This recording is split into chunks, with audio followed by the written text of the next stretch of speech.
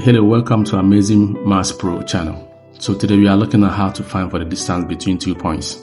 So let's say there are 2 points A and B with coordinates x1, y1 and x2, y2 respectively.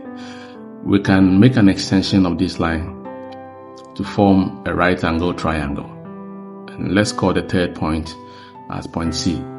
We can get the coordinate of point C from the coordinate of A and B already.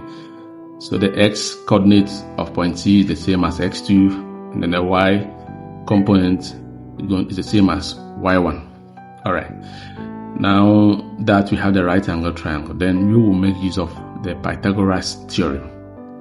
And according to Pythagoras theorem, for a right angle triangle, the longest side, or the side which is opposite to the 90 degrees, the square of it is the same as the sum of the squares of the remaining two sides. So we substitute the values of the various coordinates.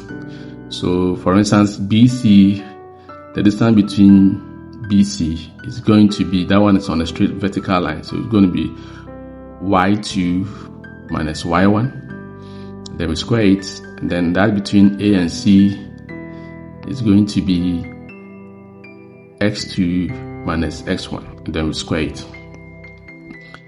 So after that, we make AB the subject by taking square root to both sides, so that we're going to have AB equals to the square root of y2 minus y1 all squared plus x2 minus x1 all squared. So let's take an example here. This time around, we want to use the actual points, the coordinates as you can see from the graph. So in this case, A is going to have the coordinate negative 3, 2, and B is going to have the coordinate 2, 6. Then using this formula that we've gotten up there, then you can see that A is going to be -3, 2, and then 2 and 6. So we substitute the values into it. So you're going to have 6 minus 2 all squared, and then 2 minus negative 3 all squared. Then after simplifying, you're going to have 4 squared plus 5 squared.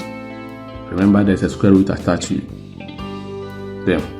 Now 4 squared will give us 16, and the 5 squared will give us 25. So eventually we have the root of 41 as our final answer. Thank you for watching.